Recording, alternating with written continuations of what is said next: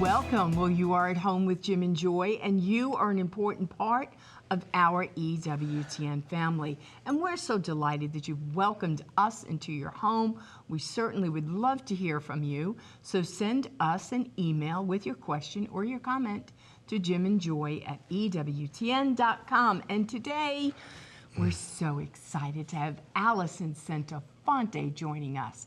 Now, she is a pro-life advocate, a public speaker, and she also is the Vice President of Communications at Americans United for Life. And Alison is here to share with us what inspired her to get involved in pro-life work and to discuss the future of the pro-life movement in a post-Roe world. You could go out to the website, aul.org. And they didn't say the best part about Alison. That's exactly what She's I was a thinking. wife and a mother. First. Yeah, that's the best.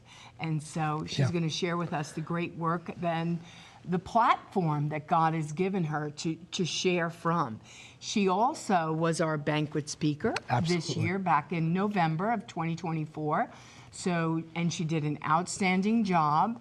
And so you're going to get to hear her story and learn a little bit about Alison and Americans United Yes, for we were Life. thinking about our banquet speaker, which is a big deal, you know, for us. And so we were looking at different people and saw what Alison was doing and the breadth and scope of all the stuff she's done. But I did see a video of her, and I don't know where she was exactly. It may have been at the Supreme Court after the Roe decision. I don't know where she was there, and there were two pro-abortion women, at least, by her. It was really foul. They were like they the had cussing in her rabies, face. weren't they? Yeah, and I want to tell you, my feeling was like, I want to get between her and them and like, she's got something deep in her because she didn't like retaliate. She didn't do anything. She could have been spit upon, hit, whatever. But I mean, she's got something deep in her. When I saw that, I just said, I heard about all that she could speak and do. I just saw something here that was like at a level of discipline that I rarely see. Right. So we got to have her. Yes. So that's the kind of person she is, and you're going to really be blessed by Alison today and her sharing her own story and how to speak with others about the pro-life movement, how women need to be well informed and speak into this themselves, and so on. We'll be right back. Plenty more to come. Please don't go away.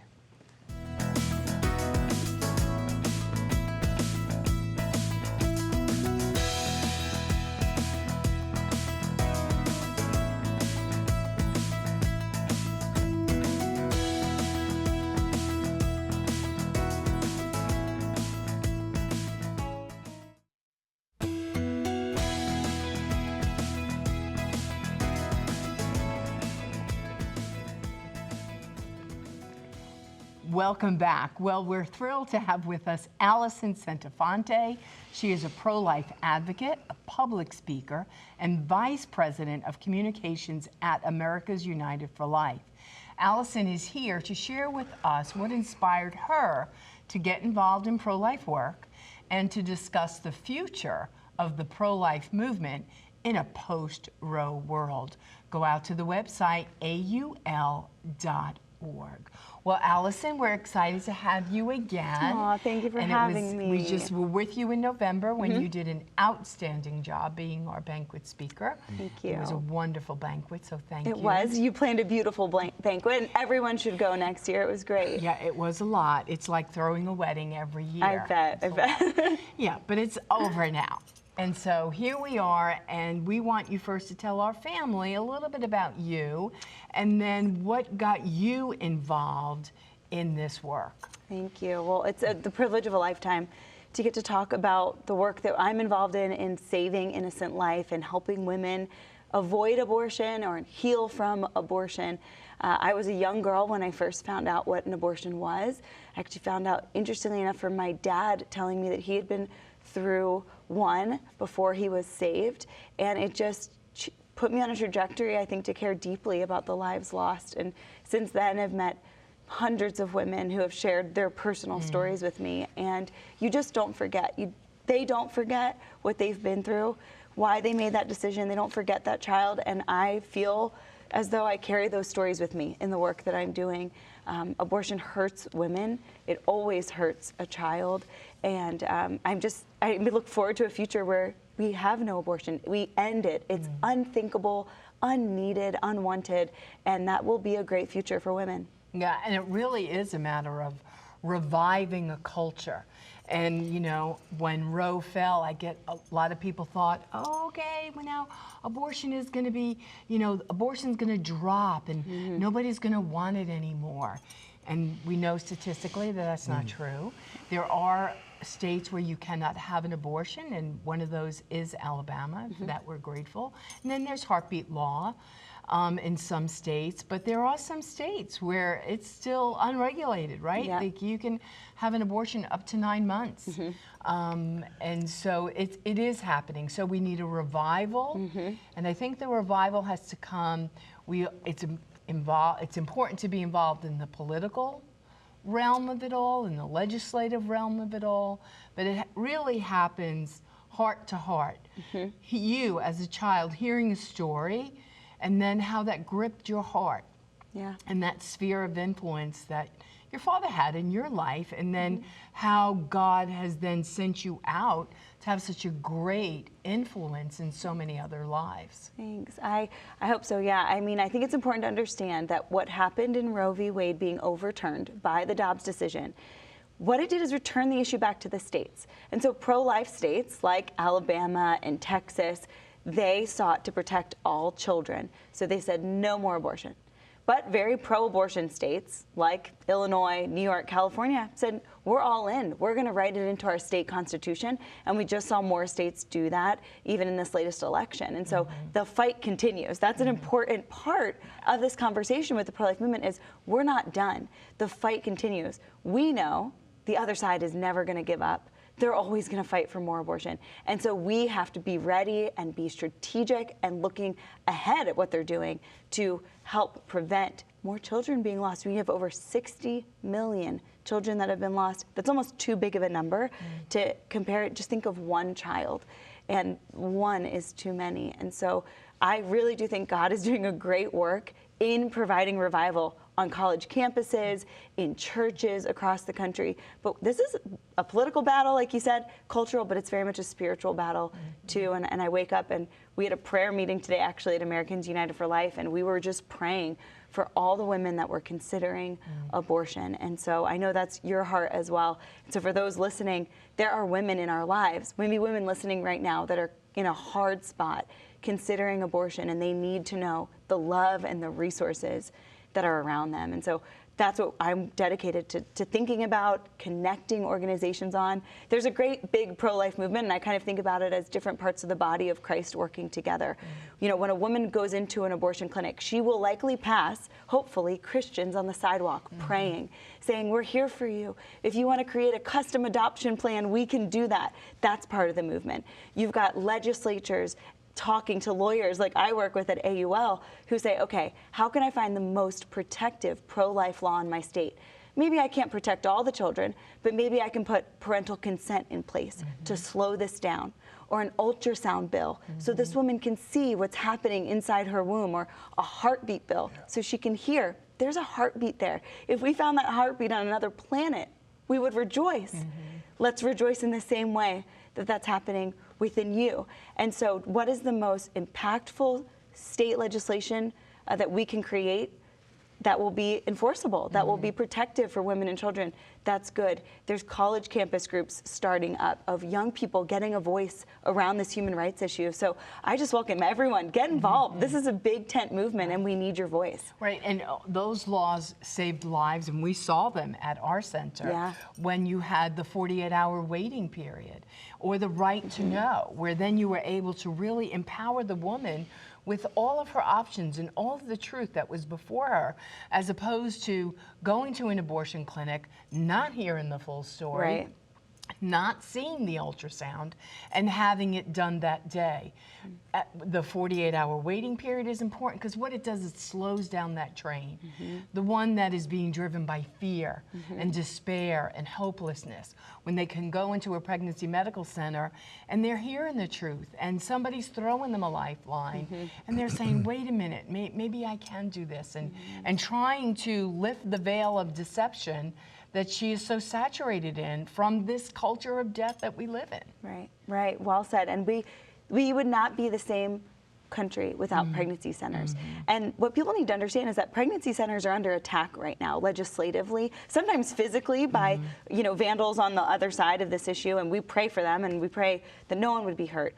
But legislatively, you have states that are saying pregnancy centers like your own and others are not allowed to do what they do best, and they try and suppress your speech by saying, well, you have to refer for abortion.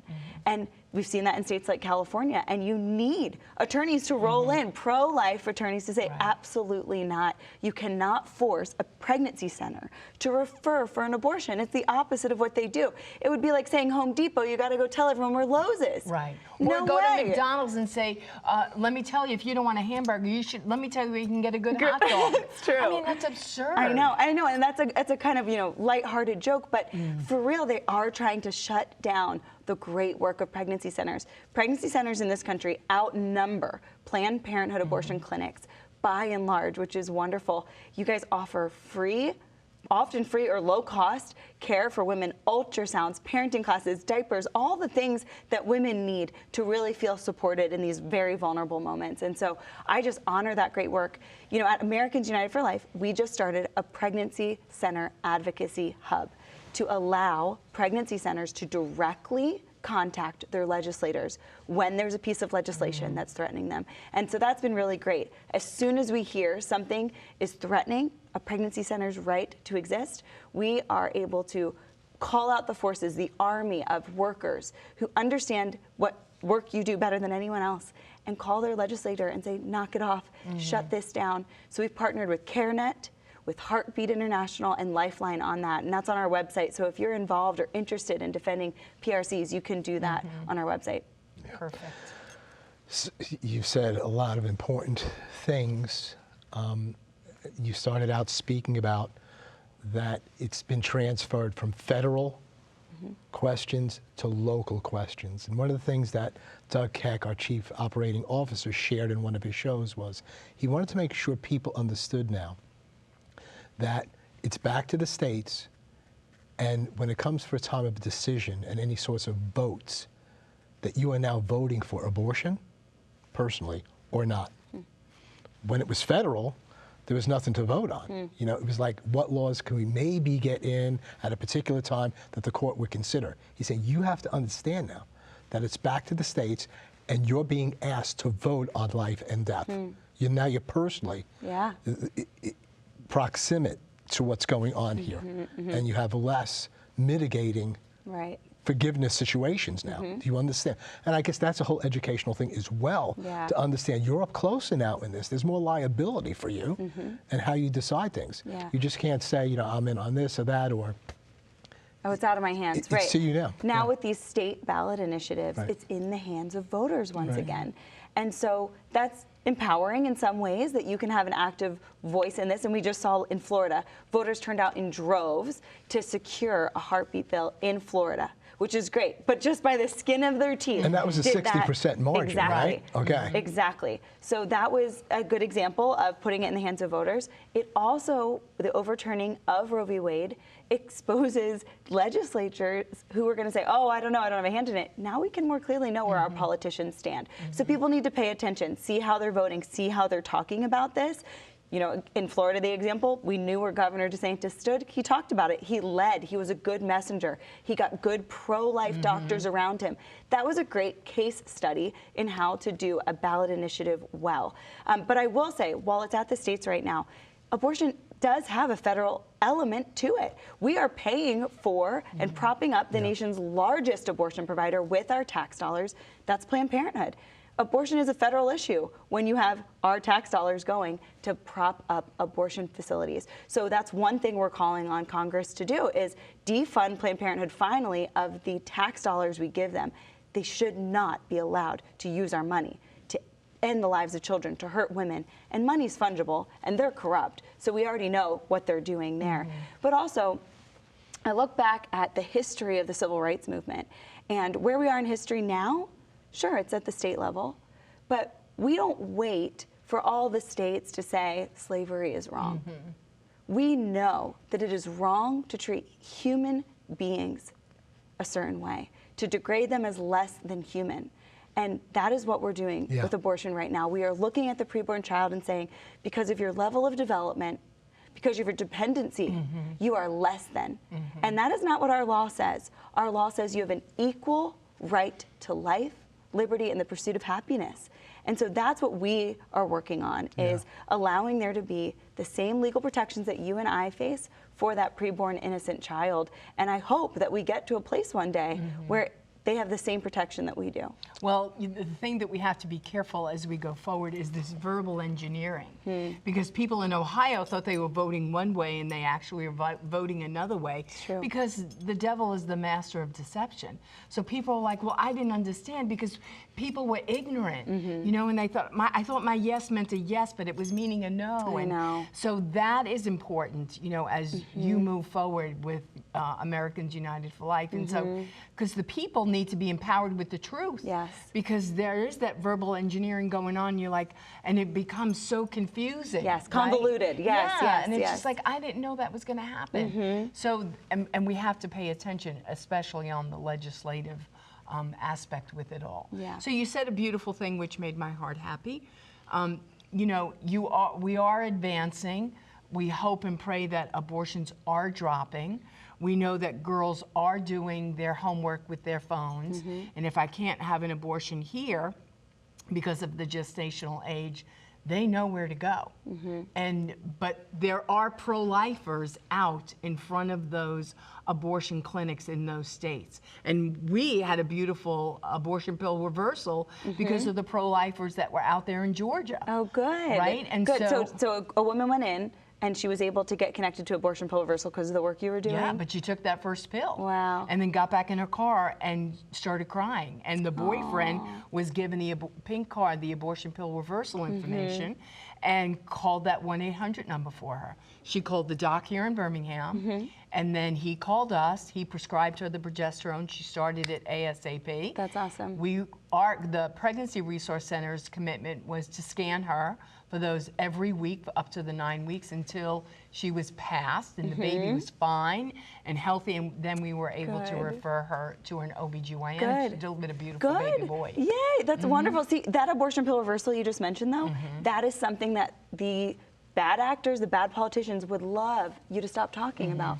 And so for those who don't understand, the pill, we call it the abortion pill, but it's really a two-part pill, as you guys know. And when the woman takes that first pill and it cuts off progesterone, which you mentioned, that's nutrition for the baby. The second pill pretty much induces labor of a dead child. But if you can get progesterone to that woman, reintroduce progesterone within 72 hours, you could potentially save the life of that baby. And we've met children that have been saved. And so I always say to people who are like, oh, I feel kind of tired in my faith, or I don't know, I think, get into our movement. It's life and death. Your heart will never beat faster than when maybe you're on the sidewalk of one of these facilities praying or talking to a girl, volunteering at a pregnancy center and saying, listen, there's a little life on the line here. Trust me, your prayer life will change when you have a girl that you can pray for and really support. We're going to pause at this point, hold you over for the final segment, speaking with Alison Centofante, Vice President of Communications at Americans United for Life. Everything pro-life here. We'll be right back. More to come. Don't go away.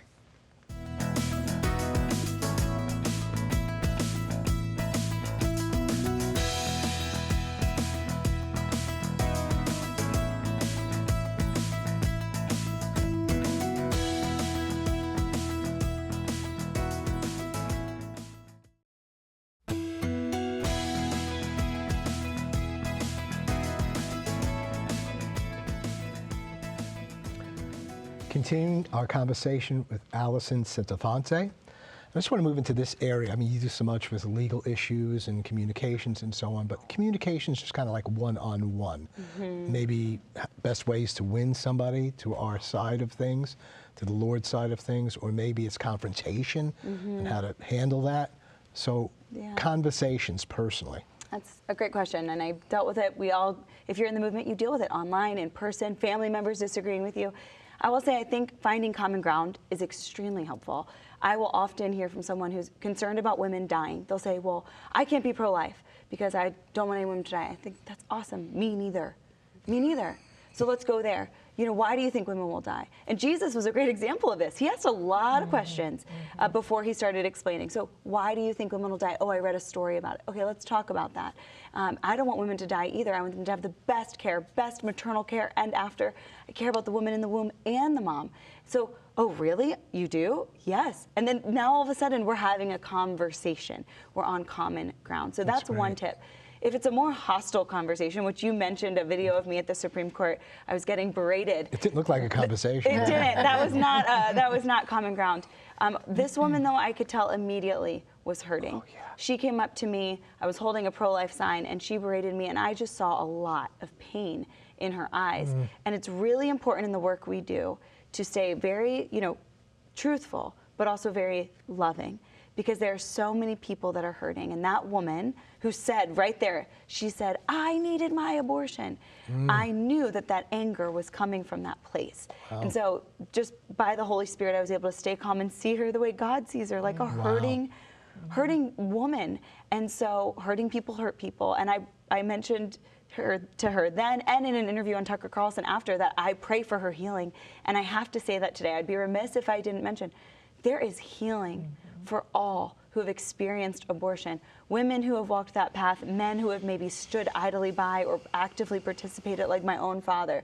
But there's forgiveness. That's the good Father that we have. And we want you to be healed, forgiven, and share your story. Because those are some of the most important, impactful stories. Women who have walked that path, people like my friend Toni McFadden, she goes around the country and talks about it. It really does change women's minds when they say, oh, you've been through this and you regret it, but you still are using your voice to help me. That's so amazing. The devil wants you in shame, and he wants you in the dark, and he wants you to feel alone. And so I just want to say that is how there's healing here on this side of things. The other side doesn't want you to talk about it, doesn't want you to say it hurt. We are comfortable with that, and there's great ministries out there to help women with that. Right. Alison, thank you so much. Thank God we have you again tomorrow for another show. So much to share, and welcome to the EWTN family. Appreciate it. Pray this show, this time, has been very meaningful for you, and the Lord is here for you. John Paul II said that not only does God want to forgive you, but you may become one of the most eloquent spokespersons on behalf of life. We love them both, the baby in the womb, the mothers, post-abortion healing. It's all there in the pro-life movement. You're never alone. You're an important part of the CWTN family, and you're always at home with Jim and Joy. Bye now.